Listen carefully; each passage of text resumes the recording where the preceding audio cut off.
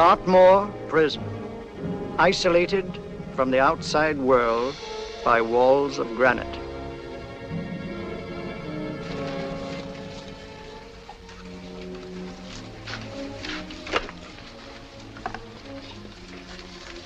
They say you could get out of here by merely telling what you know. You may or may not be another Scotland Yard bloke, but I'll give you the same answer I gave the others. I still have 2 years, 8 months, and 6 days left in which to make musical boxes. That'll be sold at auction for the benefit of this delightful sanctuary. And I intend to serve them.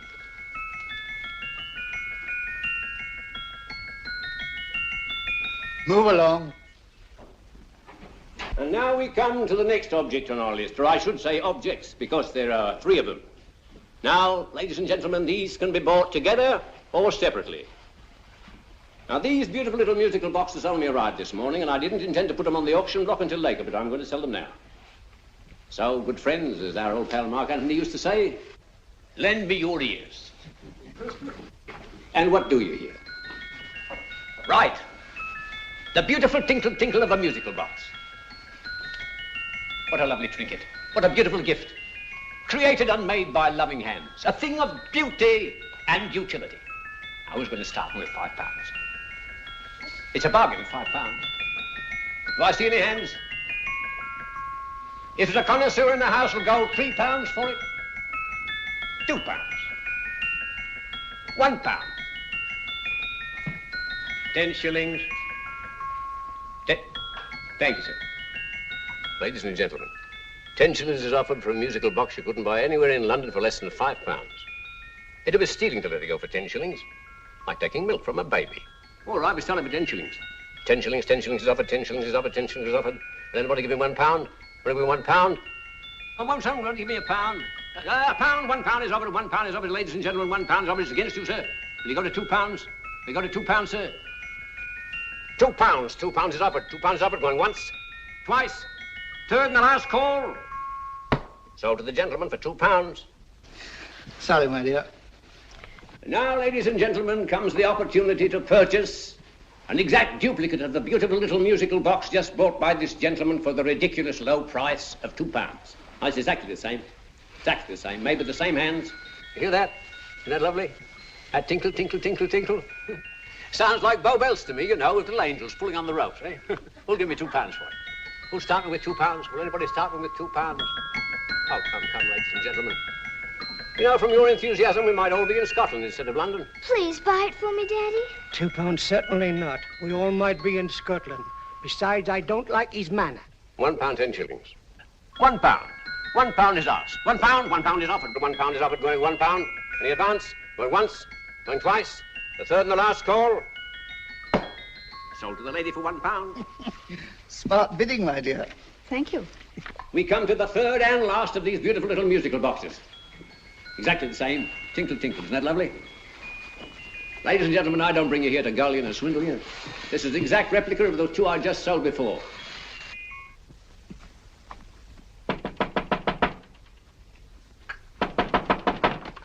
We're closed. But this is extremely important. Come in, sir, come in. I'm sorry to disturb you, but I was unfortunately delayed from arriving in time to bid on certain articles which I was rather anxious to obtain. Oh, perhaps they weren't sold, sir. We are carrying several things over. What might the articles be, sir? 3 identical musical boxes, about so large. Oh, I'm sorry, sir, but they were sold. Pity you weren't here to bid on them. They didn't bring anything like the real value. I'm most anxious to obtain them. I wonder if your records would show who the purchasers were. Oh, we don't usually give out that information, sir. For certain, shall we say, sentimental reasons, I'm most anxious to get in touch with the purchasers. I'd be willing to pay, shall we say, £5. Well, for certain sentimental reasons, sir, we'd be very happy to oblige. Alfred, today's sales. The 3 musical boxes. The musical boxes, here we are. The first purchased for £2 from Mr. Julian Έμερι, 52 Portman Square. Write this address down, Alfred. Yes, sir. Second didn't leave any name. Oh, how unfortunate. I think she's a dealer. You see, they don't like us to know where the things are going. On account of the profits. You say the second purchaser was a woman. Can you give me a description of her? Oh, she was a young woman, fairly tall, slender, had a light complexion and dark hair, and she was wearing a grey suit, don't you remember? That's right. She probably runs a gift shop. She paid £1. You say she comes here fairly frequently? No, I didn't say so. But she does, sir. Like as not, she'll come in on Thursday. We have sales on Mondays and Thursdays. Ah. And the third box? The third? Oh, Mr. William Kilgore, 143B Hampton Way. For 10 shillings. Quite a drop from £2. Mr. Kilgore was a Scotchman. Oh. Thank you. You've been most helpful. Oh, thank you, sir. And any time you're passing, dropping, we always have lovely things for sale. Our card, sir? Thank you. I'll be back Thursday.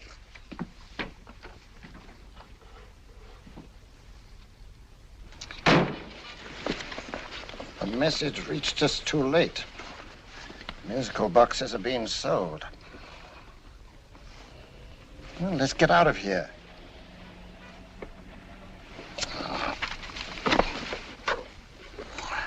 Someday you'll go too far. Reaching for a star, you fool. Yet a fool may touch a star, Colonel Cavanaugh, if he but reach high enough. But not possess it as you would. The musical boxes, they're being sold. What a pity for you, my dear Colonel. Is it my fault that the message reached us only an hour ago? Is it my fault that they were sold? She can't hold me responsible for that. Hope for your sake you're right.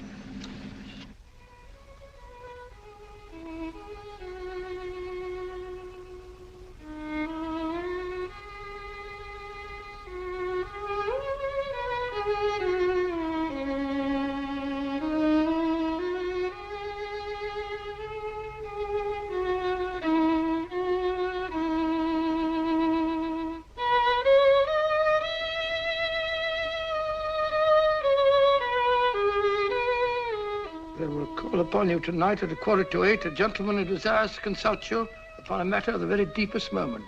Do you remember that letter, Holmes? It was written over 2 years ago. An interesting case, devilishly interesting. Irene Adler. What a striking-looking woman from the brief glance I had of her. Seems only yesterday. What charm. What poise, and what a mind. Sharp enough and brilliant enough to outwit the great Sherlock Holmes himself. I take it the new issue of the Strand magazine is out, containing another of your slightly lurid tales. It is indeed. And what do you call this one? I call it A Scandal in Bohemia. Not a bad title, eh? If you must record my exploits, I do wish you'd put less emphasis on the melodramatic and more on the intellectual issues involved. More on the What do you mean by that? Well, I do hope you've given the woman a soul. She had one, you know. By the woman, I suppose you mean Irene Adler. Yes. I shall always remember her as the woman.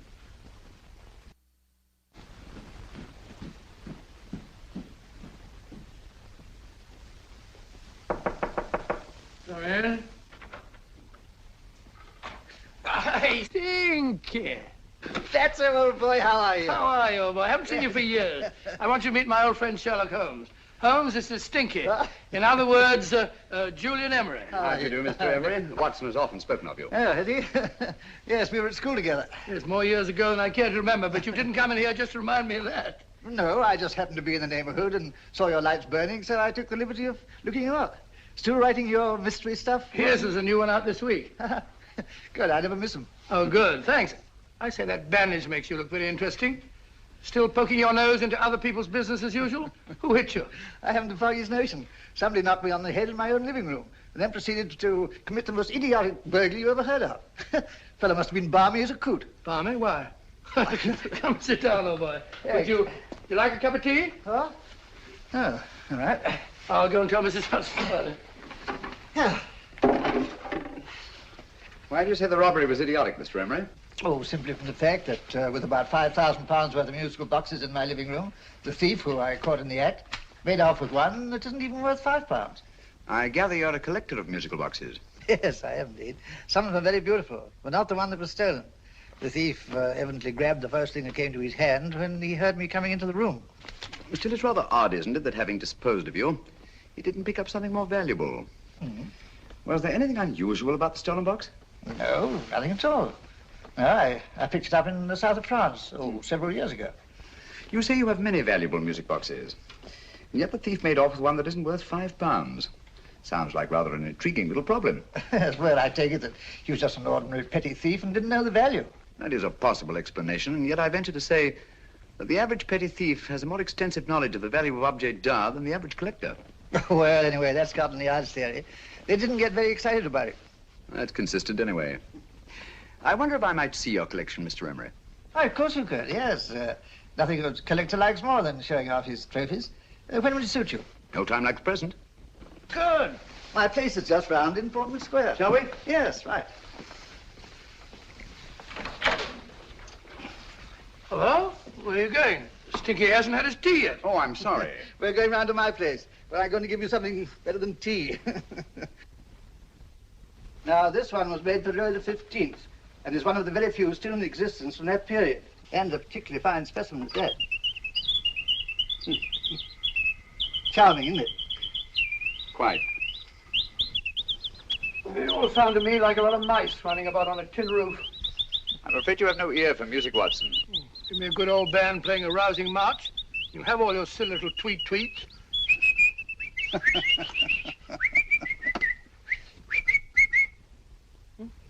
No room. This is me.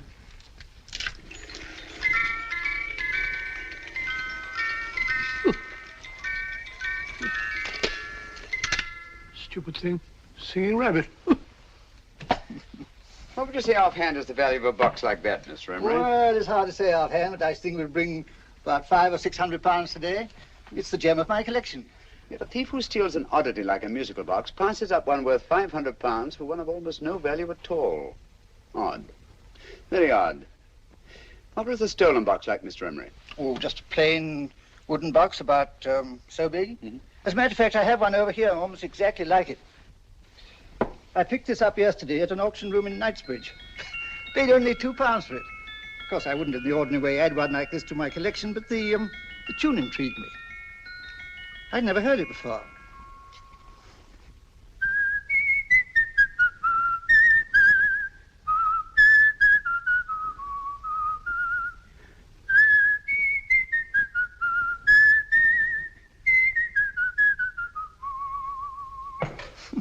You have a remarkable ear for music, Holmes. Rather an unusual melody. Sit down, will you? Thanks.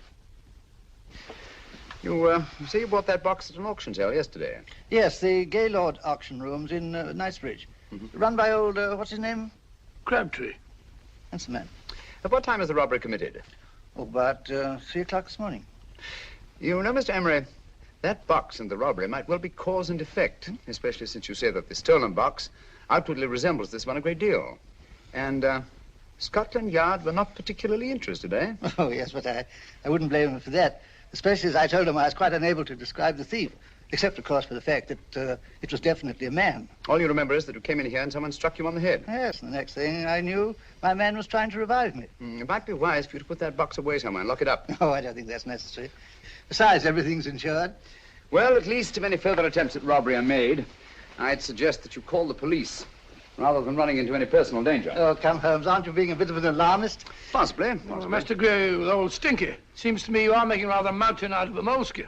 Molehill is the word, old boy, and it's time you were in bed. Thanks so much for letting us see your place. Now, it's been glad meeting you. Holmes, I can't understand why you were so mysterious. Seems to me the petty thief explanation was the only sensible one. Really? Yes, I can't see how you can believe it was anything else. I didn't say I believed it to be anything else. The petty thief theory is the obvious one, I grant you. However, it's often a mistake to accept something as true merely because it's obvious. The truth is only arrived at by the painstaking process of eliminating the untrue. We are not able to do that in this case without further data. Rubbish, you're pulling my leg. You're trying to turn a tuppenny-halfpenny robbery into an international plot. No, I'm not. I just hope that your friend Stinky is a little more cautious in the future, just in case.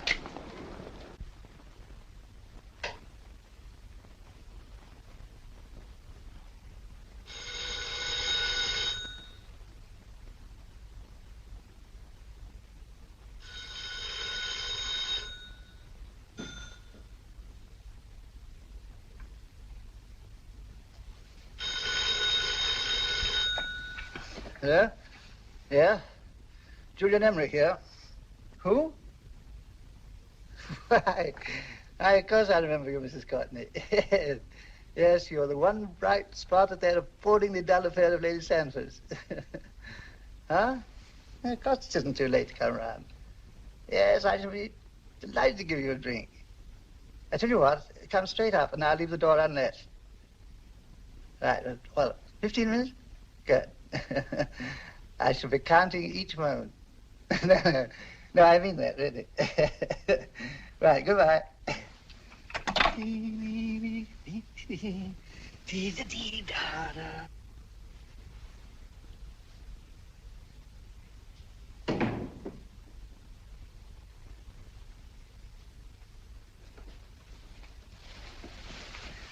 Boo! Oh, you startled me. Did I? Yes. Must be the pixie in me. I know I shouldn't have called you so late, but I was at a party just around the corner, and I remembered your invitation to see your collection of musical boxes. My dear Mrs. Courtney, the pleasure is all the greater for being so unexpected. My friends call me Hilda. Thanks. Mine call me Stinky. Stinky, how quaint. Oh, what a perfectly wonderful collection of musical boxes. You know, when you told me you had a collection, I had no idea it was so attractive. Yes. They appeal to the ear as well as to the eye. Oh, what a plain little one. Why, it looks just like a country cousin amid all this grandeur. No. You mustn't underestimate the country cousin. Only last night a burglar broke in here, and with all these to choose from, went off with one very much like it. Really? Yes, I don't mind the loss of the box so much, but I do resent this crack on the skull. But it makes you look so interesting. Oh, do you think so? It's funny, that's what old Fatso said. Fatso? I mean, Dr. Watson. He was here this evening with a friend, a Mr. Holmes. He's interested in my collection, too. Sherlock Holmes? Yes. Do you know him? I've heard of him. Yes, he seems to think I'm in some sort of danger. What a haunting tune. It takes me right back to my childhood. Really? Do you know, it's odd that you should be interested in that particular musical box. Odd? Why? Because Mr. Holmes is also interested in it. He may have been more interested in the tune than in the box. My dear, yes, that's right. I remember now. He whistled it note for note, having heard it only once. Really? He must be a remarkable man. Bit of an alarmist, if you ask me. Don't you believe in warnings? Of course not. Who'd want a box like that? I would. You're not serious. Oh, but I am. Well, you put me in a very awkward position. I'm a collector, you know. And the collector buys but never sells. But if the price were high enough... The price has nothing to do with it. It's the principle of the thing. Yes, well, we haven't had our drink. No, thanks. I must be getting along. Must you really? I'm afraid so. You're not walking out on me, are you? My reputation, Stinky. I say, you know, you are an attractive woman. Thanks.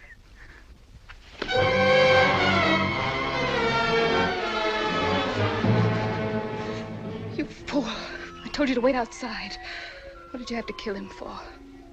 All I had to do was walk out with this. He held you in his arms. Don't touch him. Don't touch anything. Now get out. I'm sorry. You're sorry. What about me? This is murder. What about Scotland Yard? What about Sherlock Holmes? Now get out!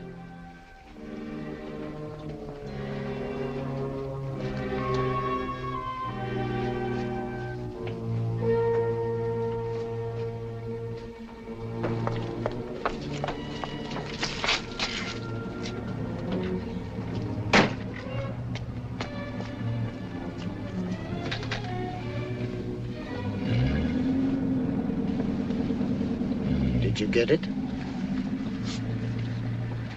Good. Did you have any trouble with him? Just a matter of murder. Ah, Mr. Holmes. Hopkins?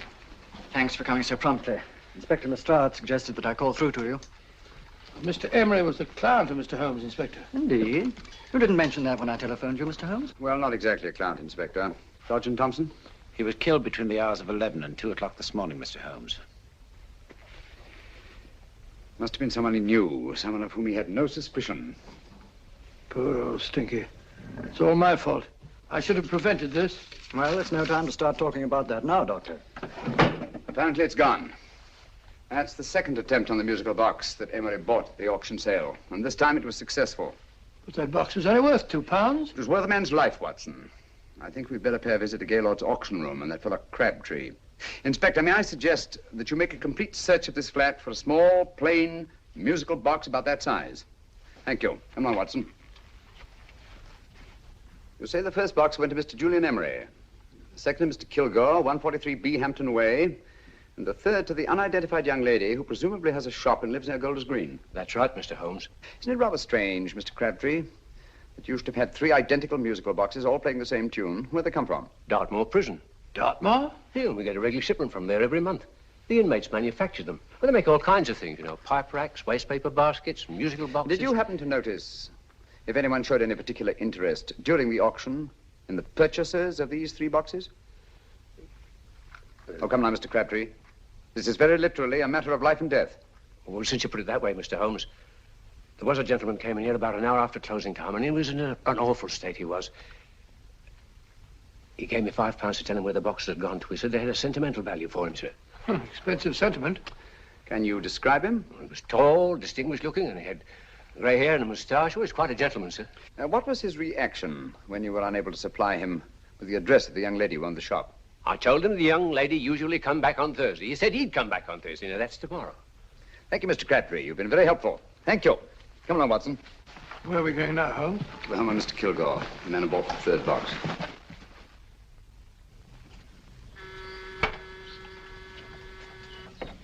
But hang it all, Holmes, how do you know those other 2 musical boxes are of any importance? I don't, but I certainly have no intention of waiting until the owners are murdered to find out. No one at home. I hope that's the explanation. I'll have a look through this window.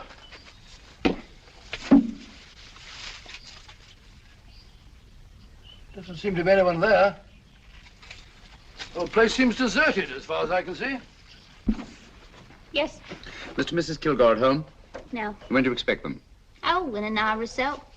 There's no use you're hanging about. They don't buy nothing from peddlers. Peddlers?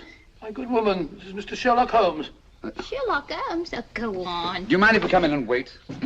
My business is rather urgent. Well, I've got to go out and do my shopping. And I don't know if Mrs. Kilgore'd like any strangers nosing about. Quite all right, I assure you. Well, I've got to be off. You 2 wait in the parlor. And no smoking either. Mrs. Kilgore says it smells up the house. Funny old girl, Holmes.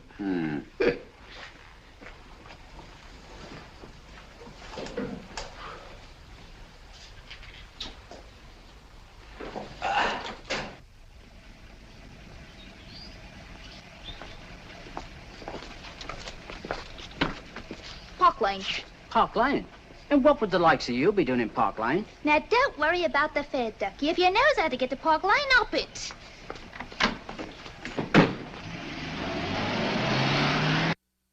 You know, Holmes, I've been thinking. There must have been something hidden in that box of old Stinky's. Stolen jewelry, possibly. What's up, Holmes? Listen. What's just the steam in the water pipes?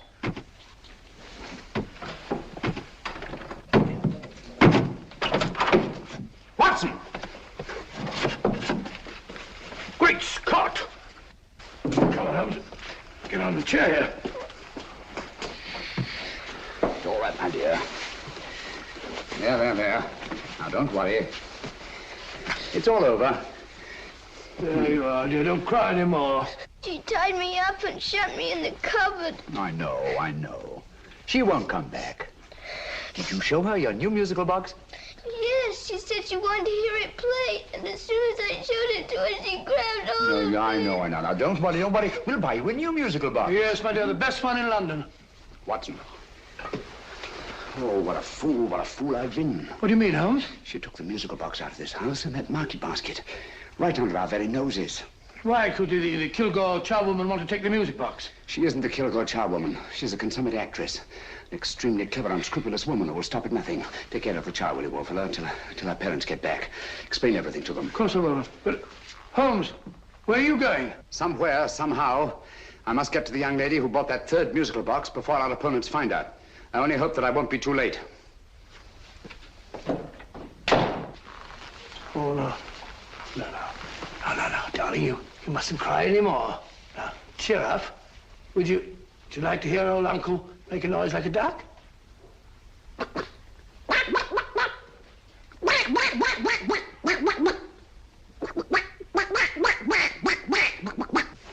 Oh, sorry.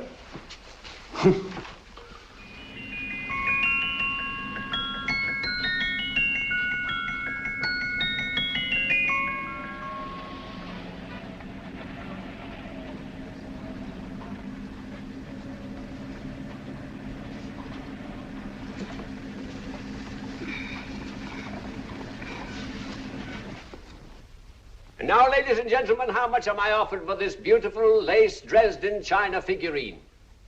A lady of the French court. Now, this is the genuine article.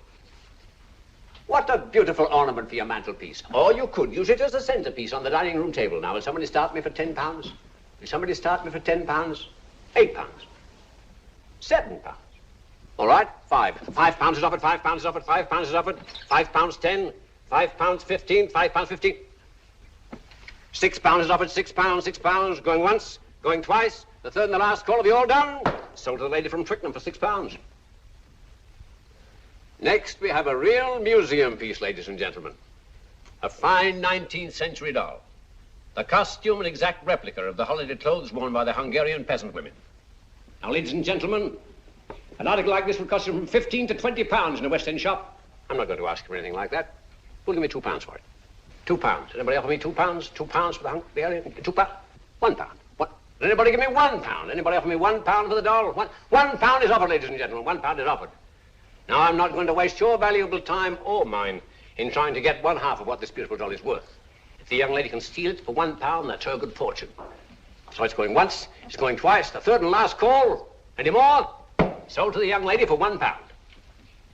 And now, ladies and gentlemen, may I draw your attention to something which may be a great surprise to you, worthy of any collection. The only other one like it is in the British Museum. It's a Ming vase of the 7th dynasty. This vase lay in a large collection somewhere outside Rome for over 2 centuries, I understand. It was discovered there by the noted antiquarian Sir Andrew Coppleston.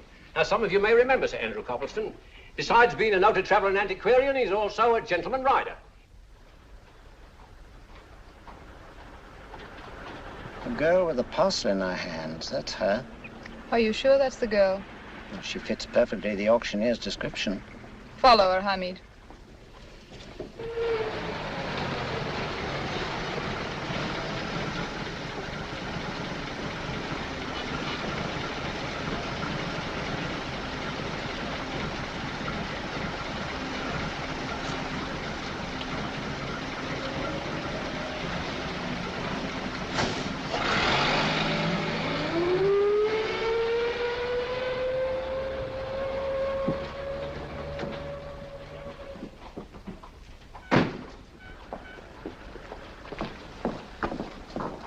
It's lovely, dear. And only £1. We can get at least 3 for it. Easily. I'll go make some tea. I could do with a cup. Right. Good afternoon. Good afternoon. I'm looking for a birthday gift for a 7-year-old girl. What would you suggest? We have some lovely dolls. Now, this Hungarian I peasant... think she has enough dolls already. Books are always welcome. Well, I'm looking for something a little different. Well, that's rather cute. What is it? Oh, that's a musical box. Children always love them. And this is an exceptionally nice one. It plays many tunes.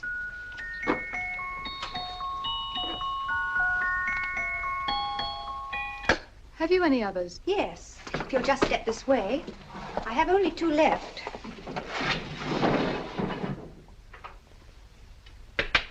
Oh, nice.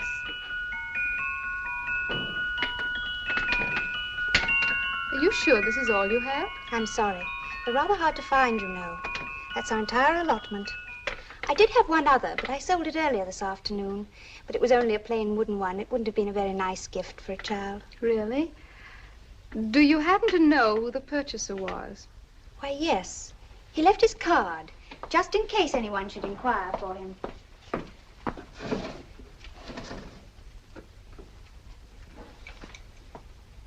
How interesting. I'm sorry, but I'm afraid I'll have to look a bit further. Thank you anyway. Good afternoon, thank you.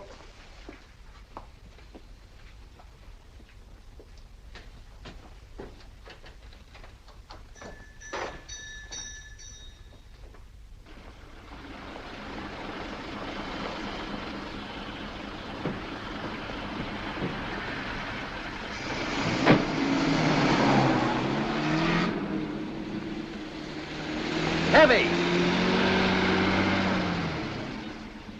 Follow that cab. Here, now, what? Scotland Yard. Hop in.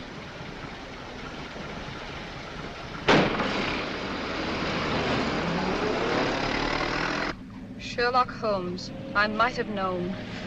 We thought we were the hunters, instead of which we're the hunted. We've been fools. We played right into his hands. Of course. He's had us followed. Don't look. The man in front of the toy shop. Hamid, turn sharp right at the next corner and again at the next.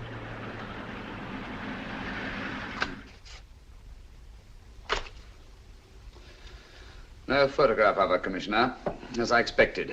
She's not a known criminal. But how do you expect to know if you do find her? After all, she was disguised as a charwoman. Don't worry, old fellow. If I ever see her again, I'll recognize her. Well, it won't be long till we know who they are and from where they operate. Who's covering them? Sergeant Thompson's following them, sir. They won't get away from him. He's a good man. We could have arrested them at Clifford's toy shop if we had any proof. But we know that they killed Έμερι. Proof, my dear fellow. We must have proof. We have X-rayed it, sir. There's nothing whatever concealed in the box. We'll have a look at the plates.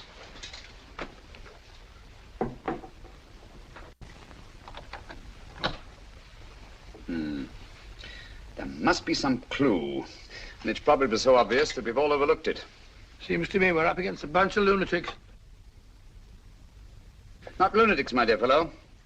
Extremely astute, cold-blooded murderers. What can these little musical boxes have in them that's so important? Don't forget, they were made in Dartmoor prison. You can smuggle stuff into prison, but not out. Do you want us to break the box apart, sir, to see if there's anything the X-ray hasn't caught? No, not yet. Do you mind if I take it? Certainly. Thanks.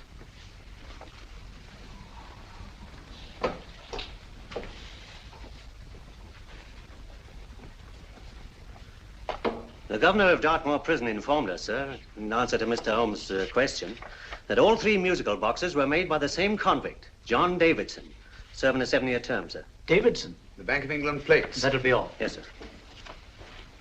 Now we're getting somewhere. Wait a minute. How did you know about the plates, Mr. Holmes? I'm a student of crime, Inspector. I make it my business to know about such things. And when the name of Davidson was mentioned... Well, who is this fellow Davidson? As long as Mr. Holmes seems to know all about it already, I suppose there's no harm in telling you. 2 years ago in London, there occurred a robbery of such tremendous importance, although the stolen articles themselves have no intrinsic value whatsoever, that the Home Secretary was instrumental in seeing that not a word of it appeared in any newspaper. But you never told me anything about this, Holmes. You were away at the time. Articles of no intrinsic value and yet of such importance? I don't understand. Davidson was apprehended within 15 minutes of committing the theft. But by that time, he'd hidden the articles in question and they've yet to be found. Before going further, Dr. Watson, I must inform you that this matter's not to be mentioned outside of this room. Of course not. Do I look like a man who'd gossip? Let's not go into that now, old fellow, shall we? Davidson had been employed for years in a position of extreme trust by the engravings department of the Bank of England. The articles he stole were nothing less than a complete duplicate set of plates for printing £5 notes. What? The Bank of England's own plates? Precisely. And with those plates, a gang of crooks could flood England with £5 notes, not forged in the usual sense of the word, but notes undetectable from genuine Bank of England notes in any way whatsoever. Good heavens. Any whisper at all might have resulted in enormous damage in shaking public confidence in the Treasury. We tried everything after we arrested Davidson. Offered him a shorter sentence if he'd tell us where he'd hidden the plates. Why, we even put in Scotland Yard men with him as cellmates, but no results. Obviously, Davidson's a man of strong character and infinite patience. Yet suddenly he feels impelled to smuggle out the secret of the hiding place of the plates to his confederates. Why? I don't understand, Mr. Holmes.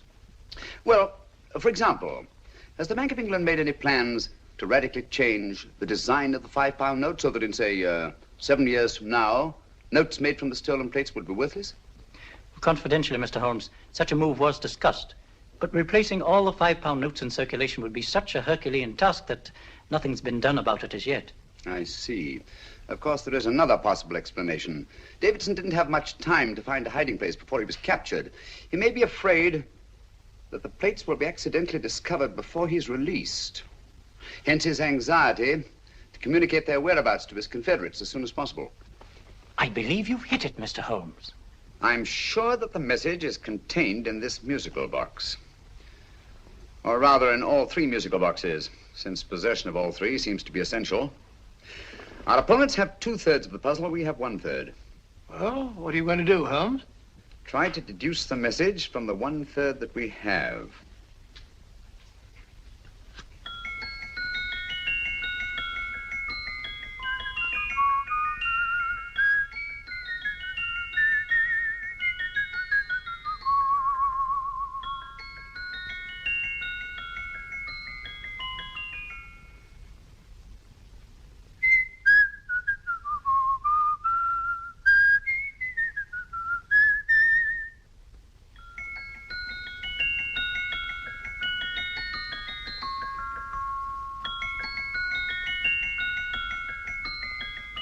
It's the same tune as the one played by Emery's musical box. And yet it's different. Sounds the same to me. The tune. Somehow the tune is the key to the mystery. It must be the tune. Otherwise, why use 3 musical boxes to convey the message? Why not collar boxes or shoe boxes? Yes? Oh. It's for you, Inspector. Oh, thank you, sir. Inspector Hopkins speaking. What? Where? Golders Green Station reports they've just found Sergeant Thompson's body. From the tire marks on his clothes, he was apparently run over by a taxi. What an unfortunate accident. Not an accident, my dear fellow. I'm afraid it's murder. Oh, you never know just who you're going to meet when you're walking down a busy London street. Mrs. Hawkins, Mrs. Brown, any subject of the crowd. Oh, you never know just who you're going to meet. So you better hold your topper in your hand, just in case you meet a lady on the Strand. Girls will think you're kind of sweet, and your day will be complete. Oh, you never know just who you're going to meet. Now a gentleman is judged by his appearance. Yes, a gentleman is judged by how he talks. Now he's much better off when he's acting like a toff, especially if he's taking him a walk. What on earth is this outlandish place? A rendezvous for actors. Actors? Buskers, old boy. You've seen them 1,000 times. Actors who entertain the queues, waiting outside theaters. You never know just who you're going to meet when you're walking down a busy London street. So you better wear your best, how it pays to look your best, 'cause you never know just who you're going to meet. So you better keep your manners right in view, just in case a lady gives a how-do-you. Keep your trousers in a pleat, shine your shoes and keep them neat, 'cause you never know just who you're going to meet. Blimey. Mr. Holmes. How are you, Joe? Never met him. And yourself? Fine, thank you. I want you to meet a friend of mine, Dr. Watson, Joe's sister. Oh, well, any friend of Mr. Holmes is a friend of mine. Hi, Joe. He did me a good turn once that I'll never forget. Yes, I cleared Joe of a most unpleasant charge. Murder, no less. Oh, really? By proving to the satisfaction of the police that he was busy at the time blowing open someone's safe. That's right, Governor. Good gracious me. Joe, now you can help me. Come on, buzz off, buzz off. Come on, up it, up it. Can't a gentleman have some peace and quiet around here? And you too. There you are, Mr. Holmes. Now we can have some peace and quiet around here. Thank you, Joe. There's £5 in this for you. Well, I wouldn't want to take it on myself, sir. But I can get somebody to do it for you for half of that. You don't know what the job is yet. For £5? Murder, ain't it? What? No, Joe, not murder, just music. I want you to identify a song for me. Oh, there ain't a song that's been written that I don't know. That's why I came to you. Of course, the violin is more my instrument, but, oh, well, here we go. Now, listen to this, Joe.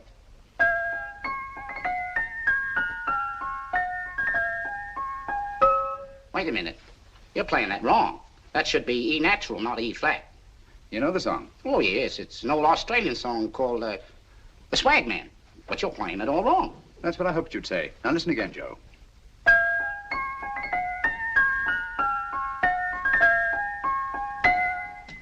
That's the same tune, all right. But you're making different mistakes than you did the first time. No, not mistakes, Joe. Call them variations. Here, play the song for me, will you, the way it's written.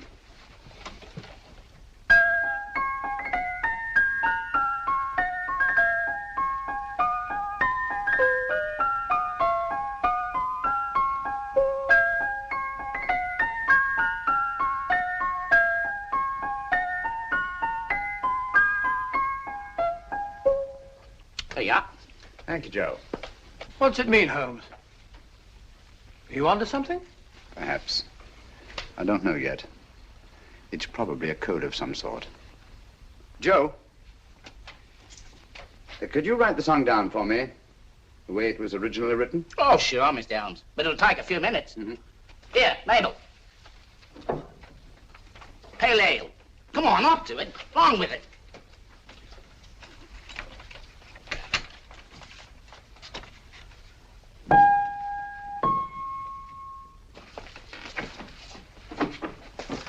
Well, obviously it isn't the lyrics. No combination of those words made any sense at all. The variations in the way Emery's musical box played the tune are different from the variations in the one we have. You sure? Quite. You see, I took the trouble to memorize the tune as played by Emery's box that night we were with him in his flat. Holmes, you amaze me. Elementary, my dear fellow. One of the first principles in solving crime is never to disregard anything, no matter how trivial. But why are 3 boxes? Why not 1? Because the message was obviously too long to be conveyed by any one variation. Then there's the 3rd box, the one that woman took from the Kilgores. That contains yet another set of variations. Yes, well, it's all beyond me. Well, all we have to do now is to find the secret of the variations. Not a very easy problem to solve, my dear fellow. Hello. What's up? We've had company. I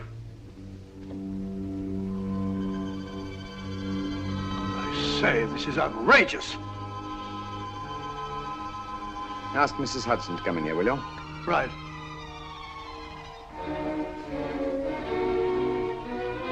Mrs. Hudson? Yes? Oh, there you are. Will you come up here at once, please? Oh, coming, sir.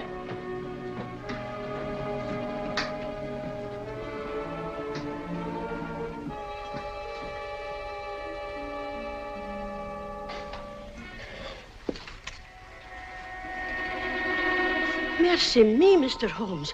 What has happened? Who called while we were out, Mrs. Hudson? Just a young lady. The one who said you wanted her to wait for you. And a nice-looking old gentleman with Our her. friends again, Watson. Friends? What did the young lady look like? Oh, I couldn't see her face. She had a heavy black veil on. But she had such a nice way with her. Oh, I'm sorry, Mr. Holmes, if I've done anything wrong. But you did say I should always let clients come in and wait for you. Don't worry, Mrs. Hudson, don't worry. You had no way of knowing. It's quite all right, quite all right. Now, don't worry, Mrs. Hudson. Don't worry. Well, where on earth's the musical box? They didn't get it. Didn't get it? Where is it? It's in your hand. Huh? In that biscuit jar. Pick the biscuits off the top. Now put your hand inside, and you'll find the music box. Well done, Holmes. Well done. Amazing.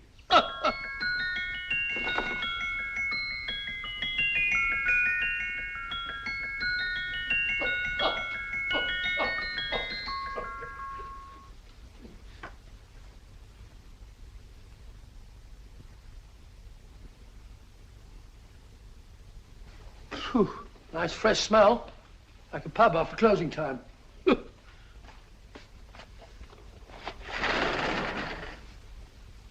I say, Holmes? What? It's morning. Allow me to congratulate you on a brilliant bit of deduction.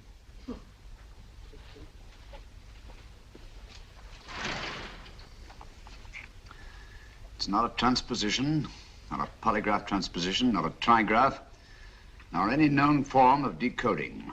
How about the Morse code? Have you tried that? Yes, at about 3 o'clock this morning. I'm sorry, old man. I was only trying to help.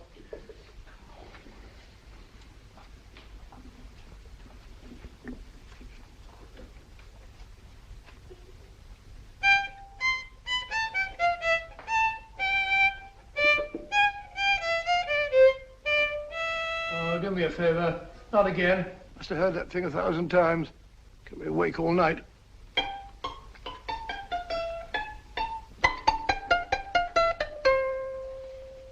Not a very distinguished composition, I grant you. You know perfectly well I don't know one tune from the other. When I was a kid, my people tried to have me taught the piano. I've always felt sorry for that old teacher of mine.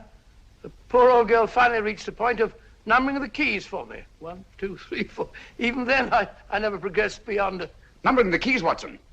The 19th key of the keyboard is the 19th letter of the alphabet. S. Here. Write this down when I give it to you, old fellow, will you? The first altered note. Write S first. Now, the 8th key is H. The 5th key, E. The 12th key, L. The 6th key, F. S-H-E-L-F. Shelf. Your piano lessons were not in vain, old fellow. You've solved it. Thank you. Thanks, old bean. Hold it. We now have 2/3 of a message. Behind books, 3rd shelf, secretary, Dr. S. Presumably, these are the first and second portions of the message. And this gang has the first and third parts of it. Precisely. Then it's a stalemate? Yes, Commissioner, but we can't leave it like that. There's no doubt in my mind that they'll try to secure our third of the message that's missing. Well, I assume you've taken every precaution to guard the Clifford Music Club. Oh, yes, it's carefully hidden at Baker Street with Dr. Watson on guard. However, I'm reasonably certain that, difficult as it may be, we can find the plates even without the missing part of the message. Behind books, 3rd shelf, secretary, Dr. S. Well, outside of the fact that Davidson hid the Bank of England plate somewhere in London, Mr. Holmes, I don't see that we've progressed at all. Allow me to point out to you, sir, the key words, Dr. S. It looks as if the plates were hidden in the house of the doctor. Whether S stands for his first or last initial remains to be determined by a process of elimination. Well, there must be 10,000 doctors in London with S for a first or last initial. Precisely. And every one of them will have to be questioned in person. That's why I say this is a task for Scotland Yard. It's a task, all right. But Scotland Yard has searched worse haystacks and found a needle. Well, for the time being, I'll leave the matter in your hands, gentlemen. We'll call you if and when we get a lead on our mysterious Dr. S. In the meantime, I intend to follow up a little clue concerning a cigarette.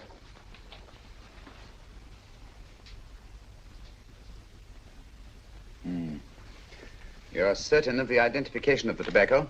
Absolutely. I have made up this special blend for only 3 customers.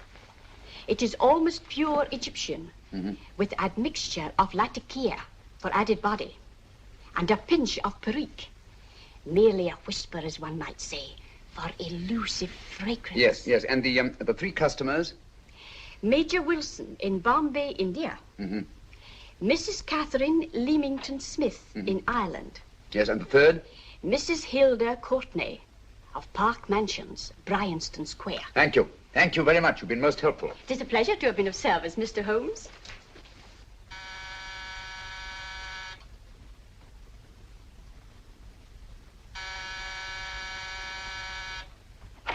Yes?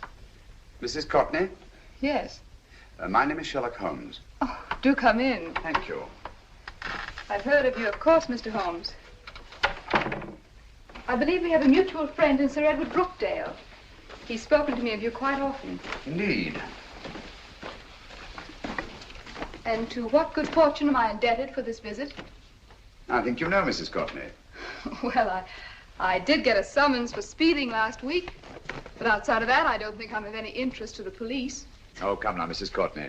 You seem to forget that you and I have met before. I'm sorry. I'm sure I would have remembered meeting the great Sherlock Holmes. Please sit down. Thank you. You say we met before. Yes.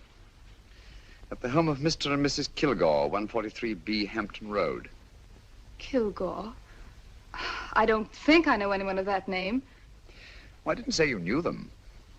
As a matter of fact, you called on them when they were out. I don't understand, Mr. Holmes. Really?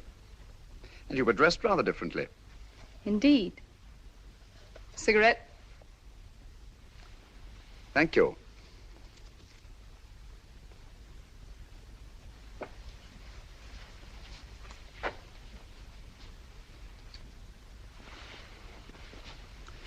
Thank you. You know, Mrs. Courtney, people generally forget, in assuming a disguise, that the shape of the ear is an almost infallible means of recognition and identification to the trained eye. Evidently, you've mistaken me for someone else. Oh, no, not at all. Though naturally, I expected your denial. But when you paid your visit to my rooms at Baker Street, you carelessly left behind another identification. They're, identical, aren't they? Yes, I must admit they are. You see, Mr. Holmes, to catch one as clever as you, I had to use a very special lure. I knew you'd be unable to resist the bait of my cigarette, having read with great interest your monograph on the ashes of 140 different varieties of tobacco. I should advise you not to move, Mr. Holmes.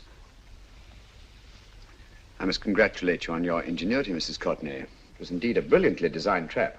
Thank you, Mr. Holmes. Praise from a master is indeed gratifying. I shall always cherish the memory of your flattering words. Memory? Precisely. I'm afraid these gentlemen have a most regrettable task to perform. Unless, of course, you care to turn over the missing musical box with your pledge to take no action against us in the future. I'm afraid that will be impossible. I thought that would be your answer. Hamid! Careful! Careful. There's no need to be unnecessarily rough with our distinguished guests. You realize, Mr. Holmes, that your demise will not take place here. The corpus delicti, you know. Oh, naturally. Shall we go? It's so fearfully awkward having a dead body lying about. Don't you agree, Mr. Holmes? Another dead body shouldn't weigh too heavily on your conscience, Mrs. Courtney.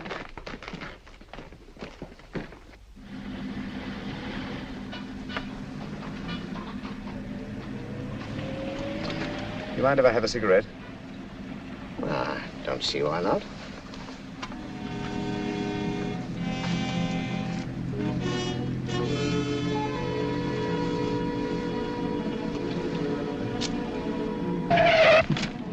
Be careful, Hamid. It's the brakes, they bind. Thank you, Colonel Kavanagh. It's very considerate of you.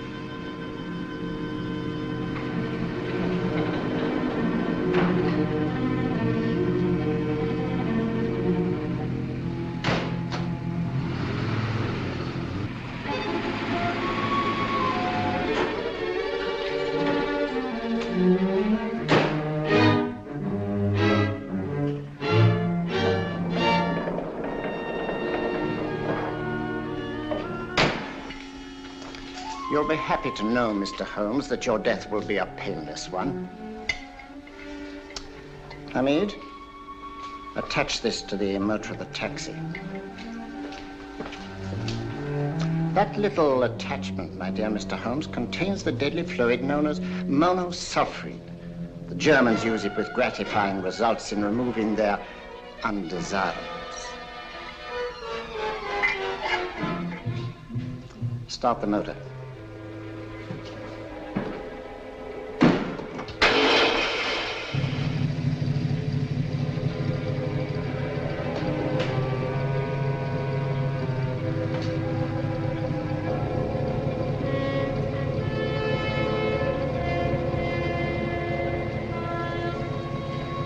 Tape his mouth.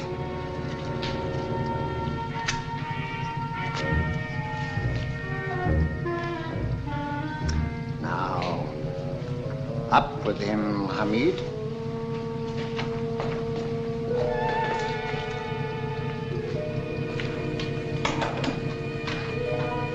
You find yourself like Muhammad's coffin, Mr. Holmes, suspended between heaven and earth. Plenty of fuel in the tank? Good. It would be too bad to have anything go wrong through so simple an oversight.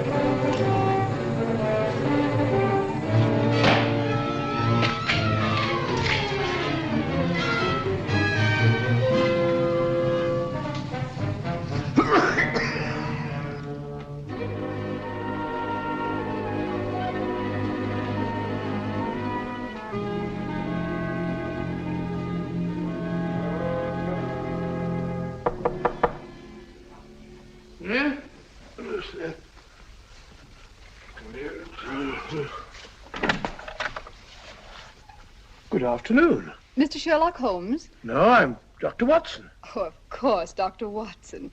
How stupid of me. Oh, so it's stupid of me. Won't you come in? Well, I really came to see Mr. Holmes. Oh, I'm afraid he's out. I don't know when he'll be back. Perhaps there's something I can do. Won't you sit down? Thank you. You know, Sherlock Holmes and I have been engaged on a great many cases. Oh, really? Yes, indeed. As a matter of fact, this very moment we're involved in one of the most baffling... won't you tell me your trouble? I may be able to help you. That's very kind of you, Dr. Watson.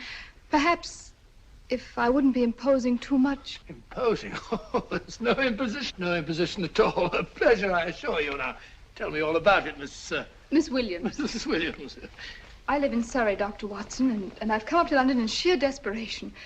My only sister has disappeared, and the local police seem utterly unable to find her. Well, Holmes and I solved a case exactly like that once. Very interesting, as far as I remember. I call it the adventure of the solitary cyclist. Oh, sorry. Now I come to think of it, it wasn't so very similar. Entirely different. I don't think what I was saying. Where were we? She's only 17, Dr. Watson, and until she disappeared last Thursday, she seemed to be in the best of spirits. Possibly a romantic entanglement? Oh, no, nothing of the sort. She left no note, didn't even pack a bag, no explanation. She just started to walk to the village from our house in broad daylight and simply vanished from the face of the earth. Oh, there. Might I have a glass of water? Glass of water. Have one in 1 minute.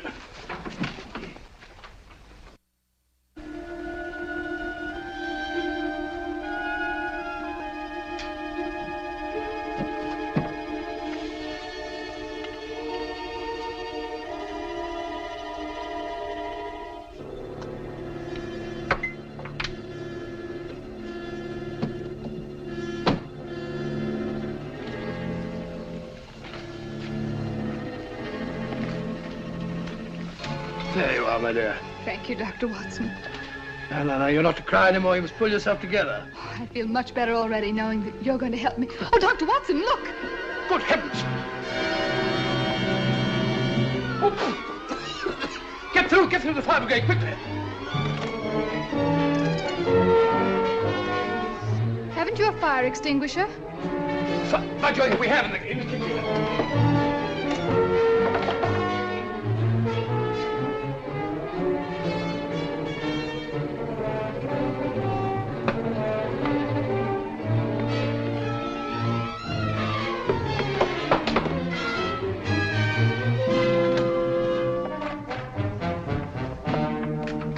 Don't you worry, Miss Williams. We'll have this thing out in no time.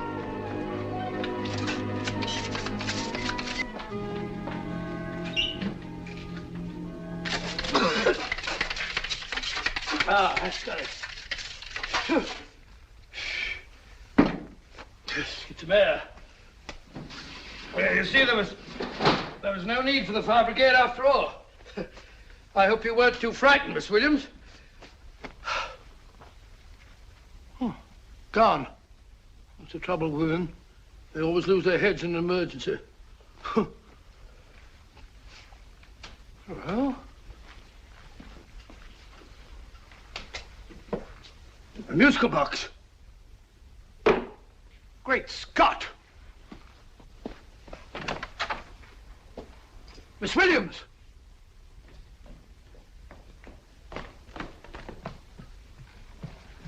Well? Good. And Holmes?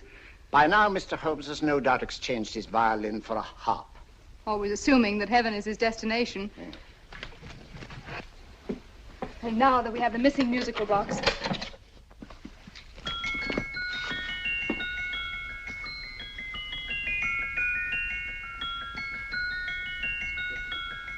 Nineteenth note.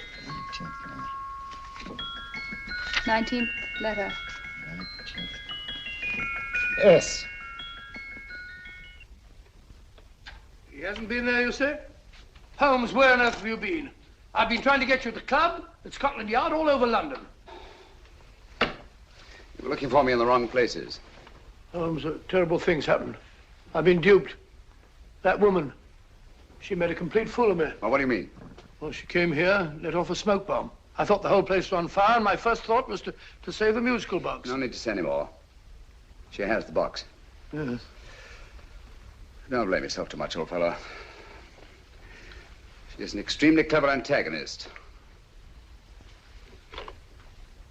Smoke bomb, you said? Well, you can console yourself with the thought that your charming friend is at least a reader of yours. What do you mean? If I remember correctly, you wrote about my little experiment with smoke and the cry of fire in a story you entitled A Scandal in Bohemia, which has just appeared in the Strand magazine. All right, old boy. Don't rub it in. Well, it may cheer you up to know that you made a fool of me, too. That cigarette stub was planted here for one express purpose. We're going to bandaging around this place. Bandaging? What's the matter, Holmes? You hurt? Explanations will have to wait until later. At the moment, we're faced with a problem which I fear is insurmountable. Come over here, old boy, will you? Right. Our opponents are in possession of all three parts of the code. And here are we, while the Bank of England plates pass into their possession. Cheer up, old fellow, cheer up. As Dr. Samuel Johnson once said, there's no problem the mind of man can set that the mind of man cannot solve. What's that, old fellow? I was just quoting Dr. Samuel Johnson. He said there is Thank you, Watson, thank you. Leaving the front reception room, we come into the main hall, where Dr. Johnson was in the habit of passing through to have his meager meals in the dining room opposite, in company with his friend and biographer, James Boswell. We will now pass up the stairway, which remains in its natural wood finish, just as it was when the good doctor was here. The framed etching on the wall is believed to have been presented to Dr. Johnson by the distinguished painter, Sir Joshua Reynolds. I've been told here that that picture was given in by Mrs. Thrale, and it's definitely not a Reynolds. Is that important, my dear? Oh, I'm sorry. This way, ladies and gentlemen, please, this way. Move along, children, move along. The secretary's not on this floor. Patience, Hamid. I have a feeling My that... dear Colonel, with Sherlock Holmes out of the way, what could go wrong?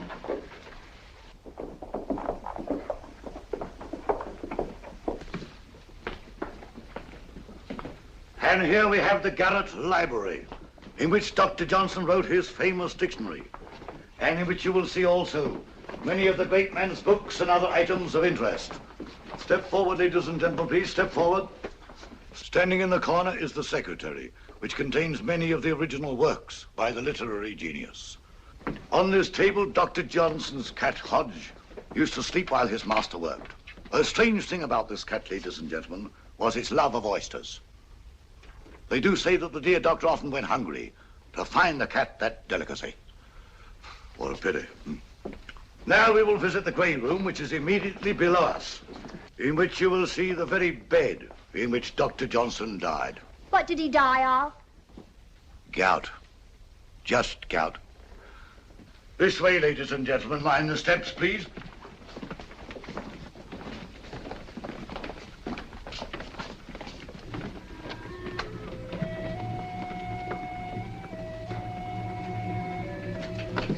Your keys.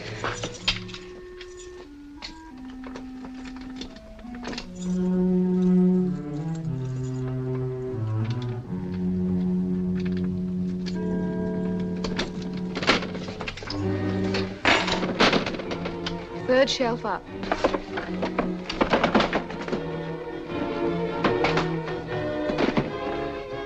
The knife.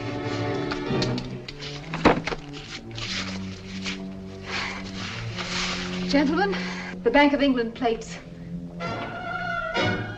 Well, Mrs. Courtney, so we meet again. No, I shouldn't do that if I were you, Colonel Kavanagh. I must congratulate you, Mr. Holmes. You're far more clever than I thought. Thank you, Mrs. Courtney. Praise from you is indeed gratifying. I shall always cherish the memory of your flattering words. Memory? Oh, thank you. And now I have a most regrettable task to perform.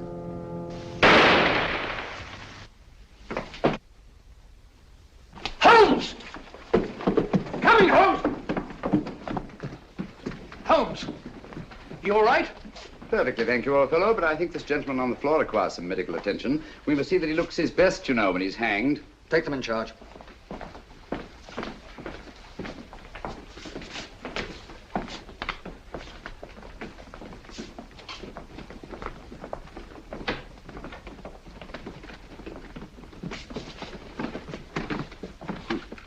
A brilliant antagonist. It's a pity her talents were so misdirected. Will you see that these plates are returned to the Bank of England, Inspector? I still don't understand how you solved it, Mr. Holmes. It's entirely due to Dr. Watson. He gave me the clue when he mentioned Dr. Samuel Johnson. Well, congratulations, Doctor. Oh, thank you, Inspector. I don't think I'd have done it entirely without Mr. Holmes's help, you know.